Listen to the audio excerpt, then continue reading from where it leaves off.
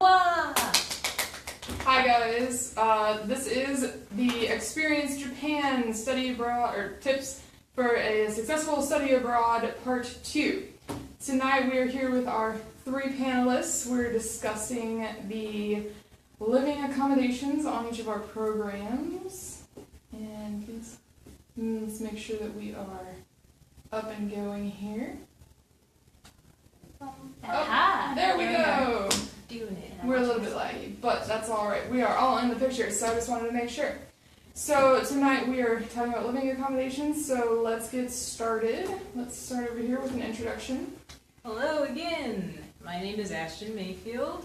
I'm a senior majoring in global studies. I studied abroad in Nagoya, Japan at Nanzan University for 6 months in spring 2016. Hi, I'm Stephanie Lower. I'm also a global studies major. I'm a junior. I went with the ISEP exchange program to Toyo University in Tokyo, Japan, and I stayed for 1 academic year. And my name is Celine Bennett. I'm the host for the night. I am a senior at MSU in Japanese language, and I went to KCP for 3 months in Tokyo, and I did an internship in Ibaraki Prefecture for 3 months last summer. Okay, now you know who we are. Last week we talked about general program information, so if you want to see that, you can check that out after we talk tonight. And then tonight we're going to talk about living accommodations. So the first question we are going to answer is, what options did you have for living accommodations, and what did you choose, and what was your reason? Oh, I guess I'm going first. So at Nanzan University, we had the choice of living in a dorm, an apartment, or doing homestay. I ended up choosing homestay because I knew for sure, like 100%, that that's what I wanted to do, because I wanted to practice the language, I wanted to experience what a normal Japanese family did every day. My family, it turned out, was not very traditional or normal. But no, I really liked living with them. So that was cool. Okay. What about you, Stephanie? Well, I went to Toyo University, and their option is a dorm. And just so you know, Ashton and I went on the same program, which is ISEP. But they have different universities, and each university has their own rules. Like, you have to stay in a dorm, or you can choose one of their apartments. But my university only had dorm option. And if you wanted to not choose a dorm, you have to email the international programs at Toyo and tell them, I do not want to live in dorms, and I was wondering if I could live in an apartment or share house. That's okay too, but you gotta let them know ahead of time. So, but I chose a dorm. Well, I decided to just stay with the default dorms because I never lived in a dorm before. So I thought it would be pretty fun to meet new people and live in a dorm. And that's what I did. So, Okay. Celine. And at KCP, I had the options of a homestay, a dorm, and a choose my own accommodation. And I chose the homestay option. I had an interesting experience. I will talk a little bit about that a little bit later in the panel. But I really liked my host family as people, and they were wonderful, wonderful people. My internship, I had the option to do a homestay, live in an apartment, or live in a share house with other Japanese or the other interns. So those were my options. I chose the apartment, so I was living by myself and paying rent and utilities as well. All right, next. Were you comfortable in your living accommodation? And if you were in a homestay, did you feel like watched or nagged? Or if you were in a dorm, did you feel like you were missing out on a homestay opportunity? Me? We'll start with Okay. Okay. Well, I feel really comfortable with my accommodation because at Toyo you had your own room, and even though you had a roommate, or sometimes if you're lucky you live by yourself, it was very nice because we had a very big shared kitchen and living room and area and a big bathroom and the tub area and the toilet. It was really nice, so I really liked the layout, so I was very comfortable. To be honest, I didn't live, but 2 years prior to my study away, I went on a homestay in Japan already, so I didn't feel like I missed out on anything. But if I was someone who never did a homestay, I think you would feel like left out, like, oh, I wonder what it would have been if I did homestay. But yeah, I liked it though. I was comfortable. And I have a question about your apartment. Was it like really modern or was it kind of old? It was built in 2008, so it was pretty modern. Yeah, so it was very, very nice. It was like 7 floors, and it had like, I don't know, 50 or so rooms. Yeah, and the year I went, there was at least 80 people total living in that dorm. Wow. So yeah, it was pretty big. Did you have to live with like a roommate or anything? Yeah, they have a roommate. Sometimes you don't get to choose. They also have a single room, but it's completely random. Yeah. Yeah, but one of my friends, his name's Robbie. Hi, Robbie. He's from St. Louis, and he went to the same university. And he asked the international programs if he could have his own room, because he's a lot older and he just feels like he wouldn't be comfortable with someone younger than him. So they let him live in a single room. So he didn't have a room. But everybody else had a roommate, so yeah. And it's just hit and miss. If you get a good roommate, then yay, good for you. But if you get a bad roommate, then you could have an option of changing roommates, but you don't have an option of going to a single room by yourself. Yeah, you have to have a roommate if you're in a room with 2. All right. I'll answer next in case I accidentally expand on something and you want to expand on it as well. So for KCP in my homestay, I can say that I felt generally comfortable living with my homestay family. I felt bad sometimes simply because they wouldn't let me do chores, so I felt like I was skating by. I felt the same way. Yeah. I felt like I wasn't paying forward their kindness of letting me live in their home.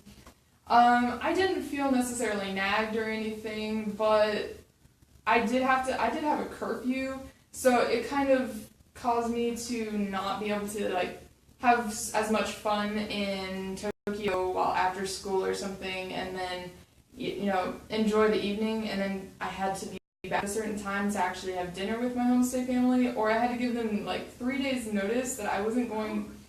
Well, it was if it was I was going to be out all night or something, which never happened, I would have to give them 3 days notice, and then if I was just not going to be home for dinner, I had to give them at least 7 hours notice that I wasn't going to be home for dinner. So I didn't have much option to, if somebody sporadically was like, let's go to a dinner buffet or something, I just had to say no, and it was kind of limiting in that case. But I don't think I felt nagged necessarily. They were really flexible with me when I didn't give them enough notice. And I didn't feel watched necessarily. I know that sounds weird, but I can imagine that some people might feel like, oh, they're always keeping tabs on me or something. And in my internship, I was very comfortable living on my own in my apartment in Omika, Ibaraki Prefecture. It was a really nice little apartment, and the manager of the apartment complex was really nice. And it was also where most of the international students who were attending that university were staying. So I wasn't without familiar people, so I was not uncomfortable there. Okay, Asheton. Yeah, I also felt pretty comfortable in my living situation. I had host parents and one host sister who was my age. They didn't really make me feel uncomfortable, except when they're like, yeah, why don't you go out and do something? Did you go out this weekend? No? Oh, you should go explore. And I'm like, I'll just stay here. But they were just trying to be encouraging. Yeah. And I'm really glad that they did that anyway. I never got mad at them for doing that. I was just kind of like, I'm going to do what I want to do, but thanks. else can I say about it? Like I said earlier, my family was not that traditional. I slept on a normal bed. They had 2 dogs, poodles. That's cute. Yeah, their house was pretty modern. The dad was home most of the time and the mom was at work. So my host dad actually usually cooked for me and we usually talked and had dinner together. Wow. Yeah. That's very not traditional at all. So he was a stay-at-home dad, kind of. Well, he had a job, but he usually worked at night shifts because he was like a firefighter Oh, that's or paramedic or something like that. So yeah, it was really interesting. So nice experience. I didn't think to actually tell you what my host family was like composed of. So my host family consisted of a Japanese father who worked pretty much 24/7. It felt like. I don't think I saw him very often, and he rarely actually got to come to dinner, which was really sad. And then a Russian mom and her 7-year-old child, her 5-year-old child, and her 1-year-old child. Oh, wow. So at KCP though, they do ask you when you choose the homestay option if you want to stay with somebody who has children, or if you don't want to stay with somebody who has a family. And they also ask if you have like pet allergies or something like that. So they take into consideration your thoughts. And I chose that homestay. I chose the option for families to. I didn't want to limit my options because I didn't want them to say, oh, we only have 2 homestay families and you said you don't like kids, so you don't get to do a homestay. I didn't want to limit myself that way, so that's why I chose that. So that's what my host family consisted of. I also have a question. So for ISEP, we both paid our Missouri State housing fees in the meal plan. But Celine, how much did you pay for in your internship for your apartment? I paid, I think it was $500 a month for just my apartment, and then I paid utilities on top of that. Maybe it was, I really should have looked that up. I think it was $300 or $500, but I'm pretty sure with housing costs it was $500. Yeah, I think so. What did you pay per month? It was like $500. 500. $500 a month. It was just a normal apartment. It wasn't arranged by the program. They just have a guy who has an apartment complex that they go through. Sagawa-san. He's pretty awesome. So I know like in Japan there's a lot of like startup fee, like the housing fee, the key fee. Did you have to do any of that? I did have to do a $200 deposit, or to change that to yen. But I did have to do a cleaning deposit because he used half of that money to clean the apartment after I left. And if anything were to happen, if I were to like leave without paying my utility bills or something like that, he would have taken that out of my last deposit. So, but that was a one-time deposit that I paid. So are the utility bills separate, or do you pay along with the rent with the same guy? I paid the rent to Sagawa, my landlord, and then the mailman would actually deliver my utility bills. There were 2 of them. One was for water and one was for electricity. And so they would deliver those, and I would have to actually go and pay for those at the local mini mart. Yep. Did you have to do that too? I didn't have to do that. I did have to do that for my government insurance. and health Oh, insurance, yes, so yes. Not for utilities. Yeah, I did that for health insurance too, but never utilities. They do everything at the mini marts, man. Yep. Yep. You don't. You can send mail Convenience there. stores are actually convenient in Japan. Yeah. They're very good. My I miss them so much. Yeah. Like, oh my gosh, family chicken. All I gotta say. Okay. Do you have any other questions? No, For each other? that's pretty cool. Yeah, I didn't know. But you said a homestay. Do you have to pay an extra? No, I don't think I did. I think it was actually more expensive because I chose the homestay. Yeah, that's what I was thinking about. Yeah, because I paid the dorm price and, but, I paid the dorm price and ended up with a homestay where it just didn't make sense to make me pay more because I wasn't getting all the things that you get in the dorm, but I feel like I paid for it in the cultural experience and getting to actually be with a Japanese family. But I will say that on the intake form, I checked that I didn't want a family with kids because I knew I wouldn't be able to handle that. Oh. But I also checked that I would be okay with smokers because I didn't want to limit my options. And my host dad did smoke, but it didn't bother me. So. Yeah. I think they're very, they're very, I don't know, polite with their smoking. Yeah, you always Yeah. went outside. Yeah, they always go outside, or they always have one room where they smoke. They don't smoke like everywhere, you know what I mean? Yeah. Yeah. Okay. Yeah, okay. That's all the questions I have. Alright, next, did your living arrangement allow you to more easily make friends? And were you living with Japanese or international students primarily? I would say no, it didn't allow me to more easily make friends. My host family was always like, yeah, if you want to invite somebody over, just let us know. I never invited anybody over though, and they only met my friends at graduation.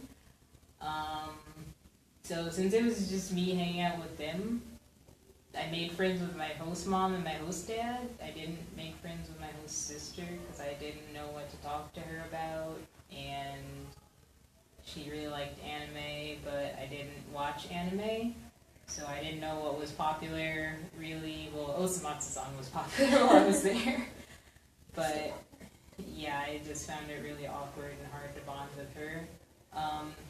And I think if I had lived in the dorm, it would have been easier to make friends because I would have been seeing the same people every day, and I would have been encouraged to get the Metro card so we could go out and explore the town. Because basically everyone who lived in the dorms got the monthly pass or got the 6-month train pass as soon as they got there. Oh. But I didn't pay for it because I was just like, I'm just going to go home every day. So, yeah, if I had lived in a dorm or an apartment. You know, you could have got a student pass. Yeah. It would have been much cheaper to buy your own separate tickets. I was really strict about budgeting, and I just decided I would not travel a lot. So that's something I kind of regret, but yeah, I think it did limit my ability to make friends. And if you want to make a bunch of friends, maybe live in the dorms. I agree with that statement.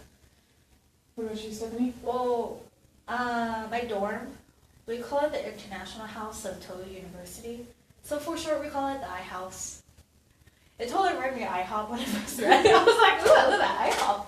But it's the I House, and it's mainly consisted of exchange students. There are 5 RAs who are Toyo Japanese University students. I worded that word. But they're Japanese students who live with us. And so you make friends with a lot of the international students if you live in dorms. But you can also make friends if you are part of a circle. A circle is an organization in Japanese lingo. And if you're in a circle like soccer club or something, or art club or something, then you can make a lot of Japanese friends. Our dorm had a rule that was implemented my year, and everybody was furious because we were not allowed to bring non-resident friends or people over to our dorms. Like, if I have a friend in Toyo University and I want them to come over and I will make dinner for them, I can't do that because she doesn't live in our house. So everybody hated that rule so much. Some people broke it, some people got away with it, some people didn't. But I felt like it really limited my ability to make friends because I wasn't allowed to bring them over to like have a movie night, because that's how I usually do with my friends. We have movie nights and we have dinners together, but we weren't able to do that with our Japanese friends or just outside friends. So if you wanted to hang out, you had to impose yourself on them. Yeah, if we hung out, then we had to go out and spend money at a place or something, or eat dinner somewhere else, or I had to go to her house or something. But usually, the university students live far away, like Saitama, which is like an hour away or so. But some of them live nearby, but still, it's kind of, they live with their parents, so you don't want to, go Yeah. there unexpected. Let's hang It's out just with kind your of- parents. Yeah, it's just kind of, kind of kills it. So, but I made really good friends with international students. They're one of my best friends, and I think it's good to make friends when you live in a dorm, but it also hinders. Well, Toyo did. Maybe a different university will be different. Maybe they won't have that rule, but Toyo did. So, it's okay. Well, first with KCP, my homestay really limited my ability to make friends, honestly. Like I said earlier, I had a curfew to get back for dinner. It wasn't even just like curfew to be at home to sleep, it was a dinner curfew. So I didn't get to hang out but for like 2 hours before I had to head back because I had an hour commute out to Kawaguchi Saitama is where I was at. And so that really limited me, and because I'm not a morning person, I was not going to get up and go hang out with friends at 9 in the morning. So that I felt limited me. The weekends were nice though because I did get to hang out with some of the students who were living in the dorms and in their own arrangements. I do feel that if I was living in the dorm, I would have had a much better chance to actually make friends with the students who were living there because most of the people in my classes were living in the dorms.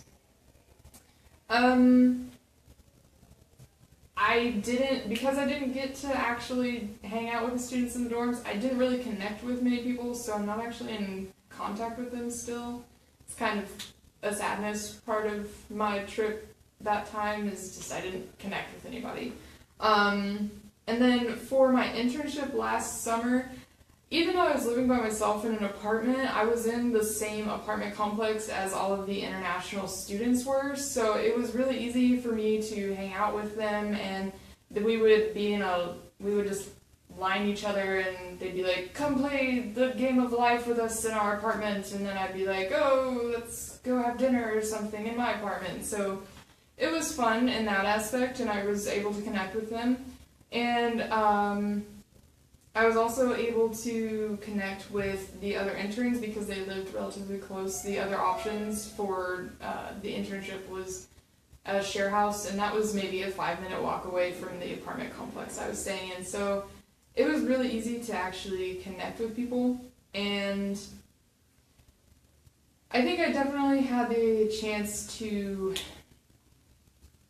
I don't know where I was going with that one. Sorry. Train of thought. But yes, I think I had the opportunity to make friends where I was living. Did you guys have any other things to mention about that one? I was just gonna say, I actually did make friends in my classes because we did a lot of group assignments, and I still talk to some of them. Well, not talk to them, but we comment on each other's stuff sometimes. So I still made friends, but not as close or as many as I would have in a dorm. But I don't regret it. So. I really liked dorm life because we would have parties, and we'd just go to someone's room and we'd just chat around with people and make new friends, or talk with two people we don't normally talk to.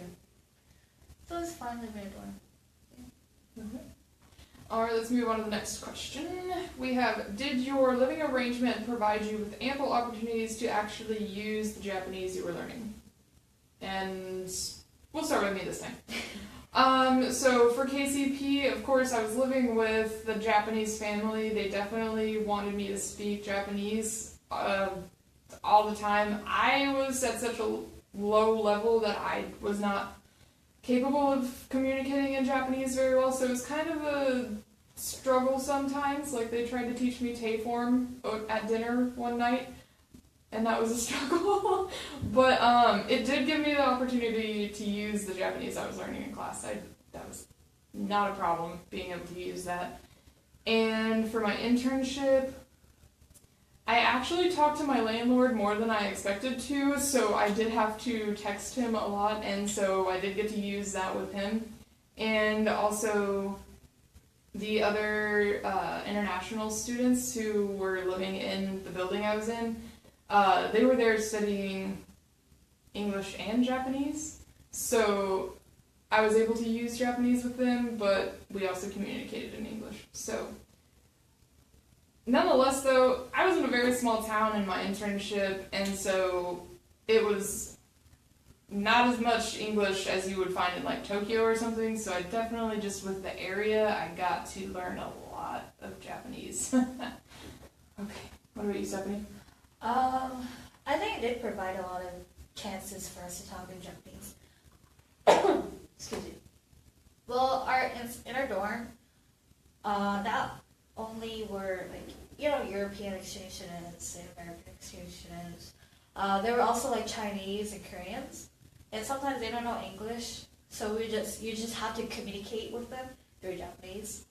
So in that aspect, there were opportunities, and our building manager, he's so sweet. Him and his wife, they only spoke Japanese. They only spoke a little bit of English, like door or hello or stuff like that.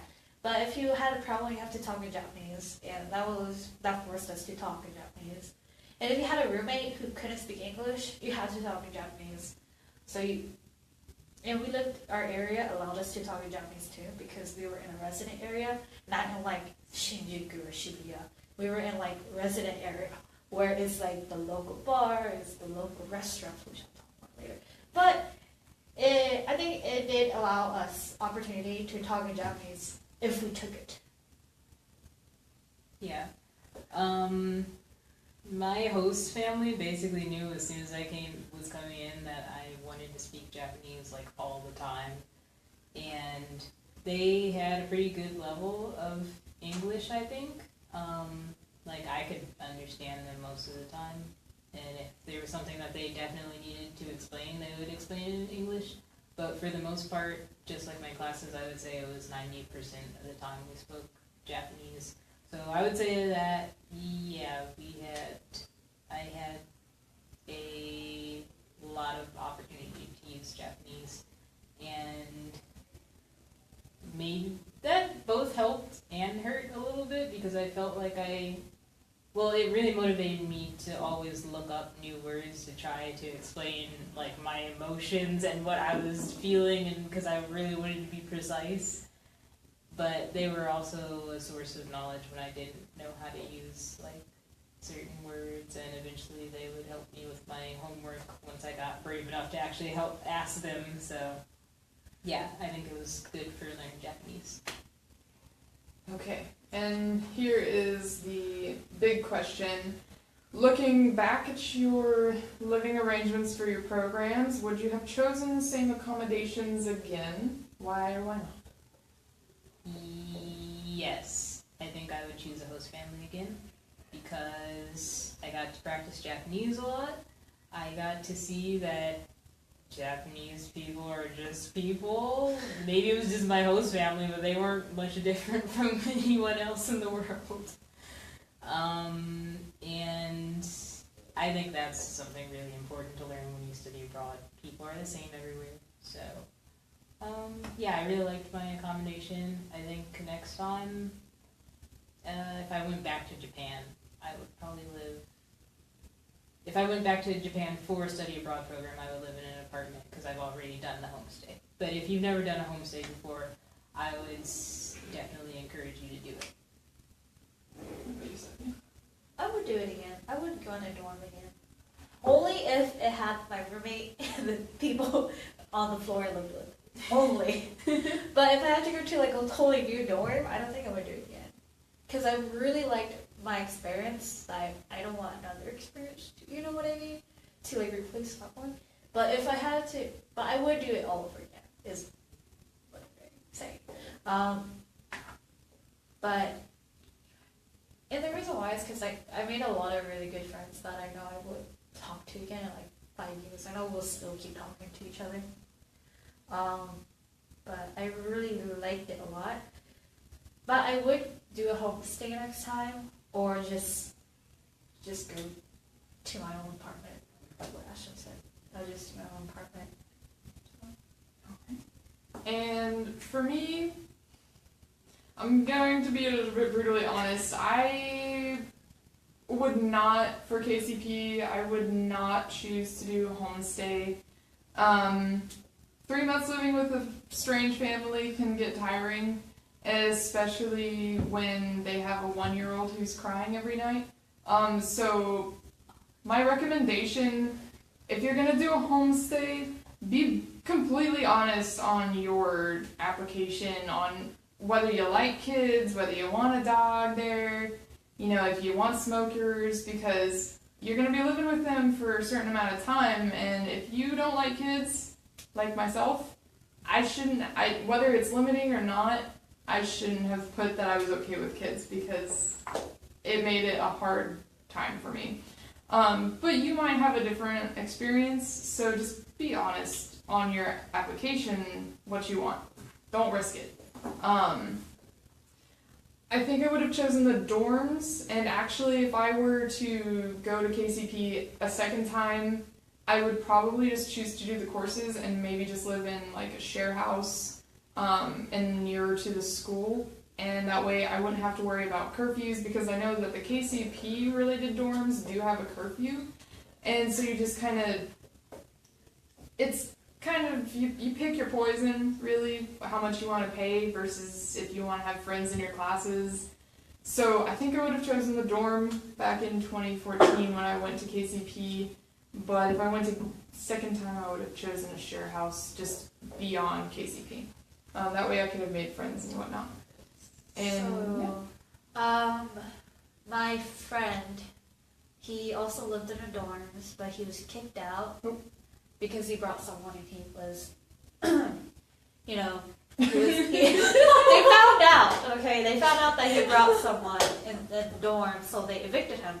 But so he got his share house nearby. It was like a different train ride, but he had to commute every day, and he hated it because he was so used to our location of the dorm. We were walking distance from the university, so he didn't really like commuting to university. But he didn't really like it as much because his shared house, he got his own room, but his roommate was very loud and the walls are thin. Because in Japan, I don't know, sometimes you get the good rooms where the walls are thick, but most of the time it's thin walls. they're all very thin. Yeah, they're all very thin. Yeah, they are. But he didn't like his shared house. He wished that he told me that it would be better if he stayed at dorms. So it just depends on what you want, kind of. Because versus that, this other French girl who was also kicked out of the dorms because her boyfriend was caught at the dorms with her. They decided to get a shared house together. So they were in one room in the shared house, and they liked it a lot because they got their privacy that they wanted, and they were together all the time. But she didn't mind the commute, so for her, it was much better than a dorm.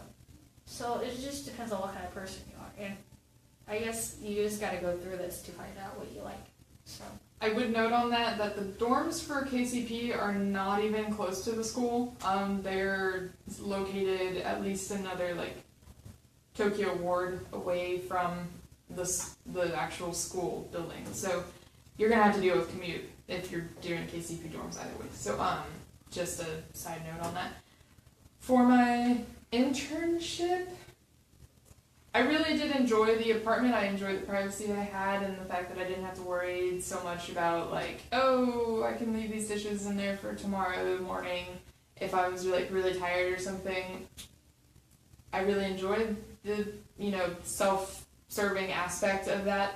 But I think I would have chosen the share house. One of my friends who chose the share house option, the other intern, she really had a good time. She made friends there, and the share house that she was at was just a really nice place. It was made a year or two before she actually moved in there. Wow. It was super new. She was very new. She was the first person. She was the first intern of that program to actually ever stay in that share house. And it was just a really nice modern building, and I really think I would have been able to made even more friends if I had stayed there. Do you know how much it cost her to live there? I think it was that mine was $500 as an apartment, and hers being in the share house was $300 or so. So it was a lot cheaper for her, and she had the opportunity to make friends, and also there was a magnitude earthquake when I was in Japan, and I was over at her over hanging out with her at her share house. That place was rock solid, man. We like scurried under the table because we were freaking out, but all the Japanese people around us were like, "What are you doing? This place is gonna stand when all the other buildings have fallen." So it was just really nice, really, really nice. I think I would have chosen that one instead. Yeah. See, it depends on where you're living at too, because Tokyo is expensive, and like, if you're trying to decide in Tokyo, if you're a cheapskate, then maybe a shared house is better, because they're typically cheaper than a apartment, because apartments are like lowest 600 or 800, maybe more, if you want a really nice one, 1,000 or something, but yeah, it's expensive. You gotta know how much you want to spend if you're doing like ISEP or something, but ISEP we pay. If you don't want to do in dorms, just have to consider it. Yeah. I think I might have it for the internship. I might have chosen the homestay if I had known how cool one of the homestay families was. But again, I would have given them the proper information that time around. Yeah. And again, for homestay, it's really the pick of the luck. Mm-hmm. Like, you really have no power over who you get. Even though you put all of your, like, what you want down, even if you're very specific, you still will never know what you would get. You never know if you like it or hate it. It's just if you want to press your luck against that, and you just gotta weigh it in. So. You could make lifelong friendships, or you could make blasé living situations, roommates. Yeah, blasé roommates. Oh, I said memories. You did? Oh, sorry. I didn't hear you. You spoke so softly. Okay. So what was your favorite part about where you were living? So things related to the area per se, like numerous bars, lots of international people, chances to use Japanese constantly. What was your favorite part, Asheton? I really liked, I lived in the suburbs of Nagoya, and like once you step out the door in the morning, you can see like this big hill that's just lined with trees, and then I walk to school every day, so I would walk through like this little forest, and then it would thin out and come into the city, and you would just see the skyline everywhere. So I really liked all the nature and how it blended into the city. One of my favorite places nearby was this secondhand store called Takada, I think. It was just called Takada, like treasure. And they sold like secondhand figurines and clothes and like collector's wine and just a bunch of interesting stuff. So once I found out about that, I would go there all the time. And you could walk to Daiso, so that was fun. Yeah, I really like Nagoya because it's not Tokyo, it's not Osaka, so you don't get a lot of tourists, and you get chances to practice your Japanese when you go out, because people don't really get to practice their English, so they use Japanese on you anyway. So yeah, that's what I liked most about Nagoya. I love my location. It was like, so it was not even 1 minute, it was like half a second away from a company. Like, it was right next to a 7-Eleven. It was just a great location. It's like 1 minute from the convenience store, it's 3 minutes away from the station. And it's 10 minutes away from my university by walking. Only 7 minutes if you have a bike, or 5 if you're very fast. But I really love the location because we also, on the same road where our dorm is, we have a middle school / high school. So every morning, like, I wake up and I have to walk to my university for my first class. I see, like, it was like high school boys and high school girls. I just walk to school. I'm just like, oh. Like, the first day we're all like, oh my god, it's Japanese high school boys and girls. And we're just like, oh, look at the uniforms. Like, we wish we had uniforms. I'm sorry, I'm getting carried away. But Just fangirling. That was one of my favorite parts. Too Was young the for you, morning. Stephanie. I know. You know, I like to look. Okay, it's okay to look. There's no crime in looking. Anyways, but I loved how my dorm was very close to the local restaurants. Because you don't use English. Because you're living in the residence area, you have to use Japanese. It's not, even though it was in Tokyo, the area where we lived, they didn't really speak English. So it was just Japanese. Because we lived where the older people lived, like the older families. So there were a lot of bars nearby. There was a new bar across the street from our dorm. And then there was a izakaya right next to our university. It was always busy. Always busy. You have to reserve sometimes. I'm serious, you have to reserve. It was that busy. It was ridiculous. But we did have a lot of coffee shops too, so that was great for studying. And I love the local coffee shops. And I love the local pancake shops. That was great. I just love the location. shops. Yes, exactly. Pancakes. Yes, I love the pancakes so much. Now you just have to go back for the pancakes. Yeah, like Japanese pancakes are so fluffy. They are. They are like so dense. It's a meal. Just perfect It's- and smooth. it's- I don't want to go off on a tangent about pancakes, but you can go off on a You tangent. could about go. pancakes. You could talk about how fluffy they are. You could talk about how dense they are. You could talk about how smooth they are. Like, oh my god, it is not like flapjacks here. I mean, granted, I really missed American pancakes when I was in Japan, but now I miss Japanese pancakes now that I'm here. But yeah, but I lived near like local bike shops too, so that's where I got my bike, and it was only $50. So that was really cool. It was a used bike. I can't even find a good used bike for that much here. Oh yeah, I know, right? But it was just everything is so convenient about my location that I really liked it. The best thing that I really liked was where my room was. I was on the top floor. We were on the 7th floor, which is the highest, and our view was very beautiful. Like when the sun set, our glass windows were facing the west, so we got to see the sunset, and it was just so cool. And I just loved it so much. So I'm like, oh my god! When I first lived there, like the first week, I was freaking out over it. So yeah, that's how it was. Yeah. Okay. Silly. It's alright. Alright, so for KCP, my living arrangements with my host family, I enjoyed them as people. They were nice people. I mean, the whole thing was a bit of a struggle, but the host mom was super nice, and her kids were so cute.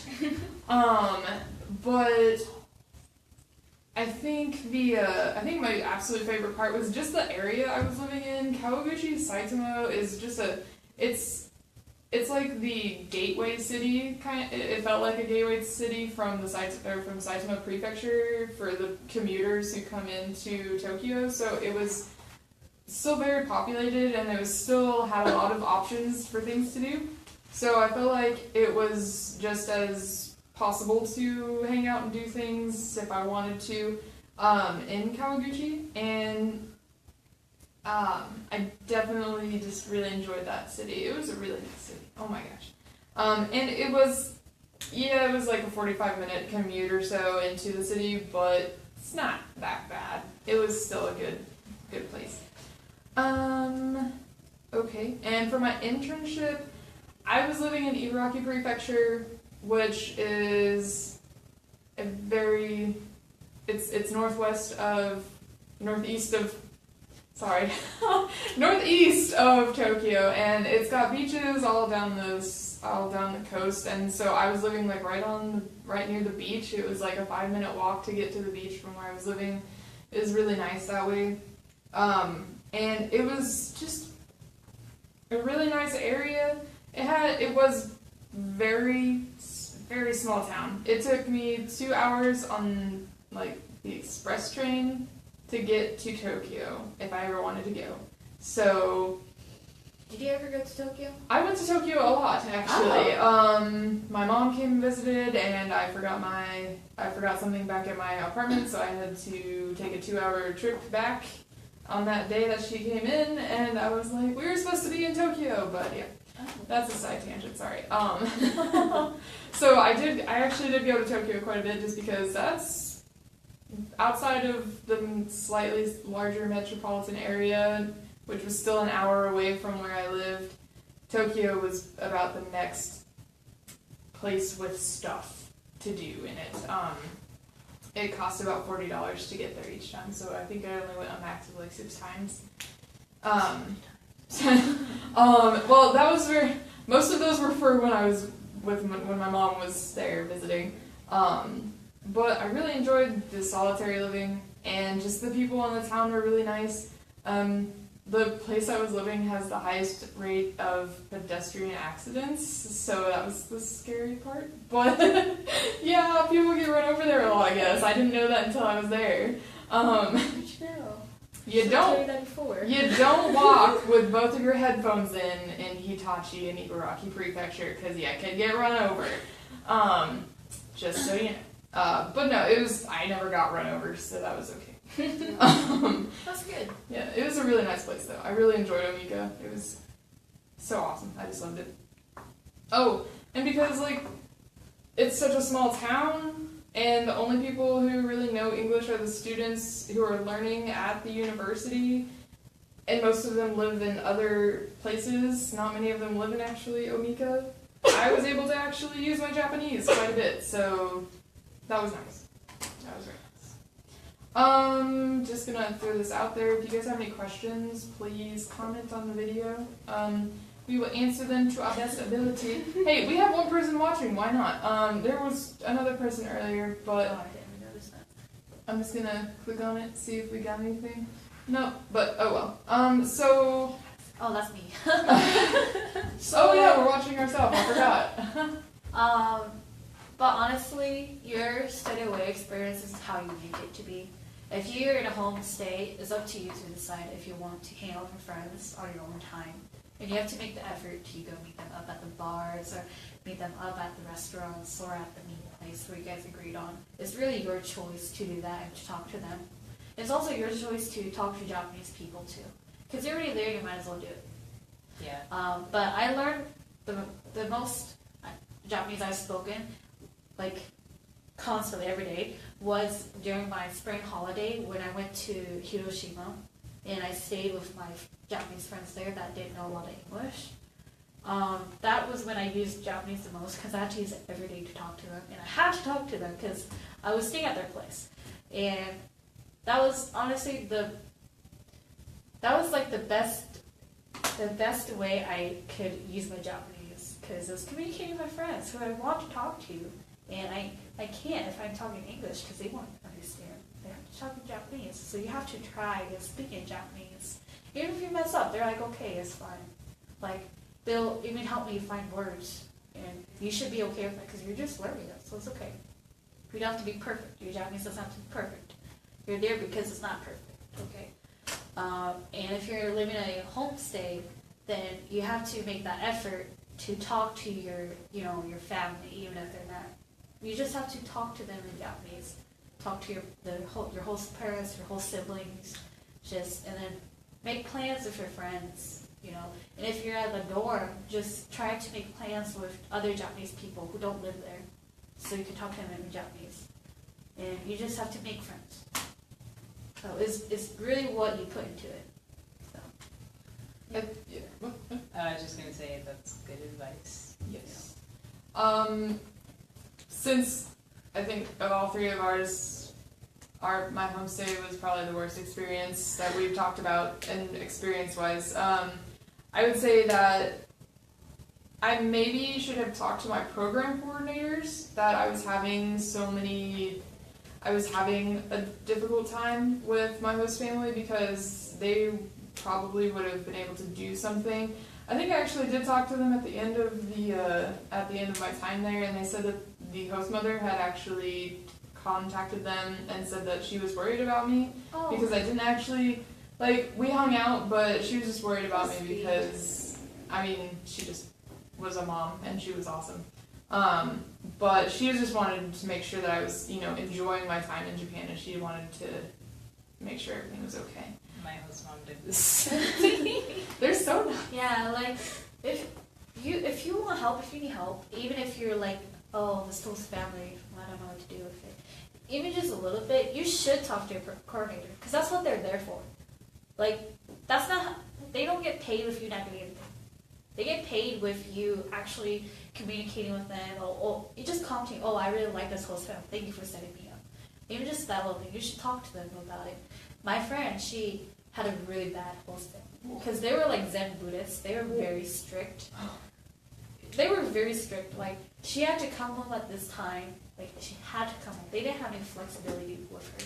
But it was an exchange because she went to Rotary in high school. It was an exchange, so she kind of didn't have a choice. So they just placed her there. But she talked to her coordinator that she was having a lot of problems, and so they just moved her. And it's okay because they'll get another student. That might be a better fit for that family. Maybe they'll get a Zen Buddhist. Yeah, maybe they'll. Exactly. Or an Don't know enthusiast how- in Zen Buddhism. Yeah, I don't know. You never know. You never know. Yeah. So don't be afraid to call out on it, because you don't want to have a bad experience while you're studying away, which maybe your only time to study away cheaply. Yeah. Because after this, it's a lot more expensive. Always talk to people earlier than later. You might be able to change something. So if I had talked to my program coordinator, I probably could have switched to the dorms, but I did not. So that's my bad. You're paying more for homestay. And I was paying more. Yeah. And the really sad thing was that I was paying more because they had to feed me, so they were giving that money to the family to feed me. But I struggled to eat her food. The poor mom, she tried so hard to not make fish, but their family really loved fish, and I hated fish. And so some days I would just go to like Coco's Curry House and eat curry before dinner. And then I would try my best to eat the food, but I didn't want to be like, oh, well, now I'm still starving, but I don't want to leave the house to go eat food, Yeah. So if she would warn me ahead of time. After like a month, I told her, I was like, I really don't like fish. And so she would try and warn me, if she was making fish that night, so I'd be like, okay, then.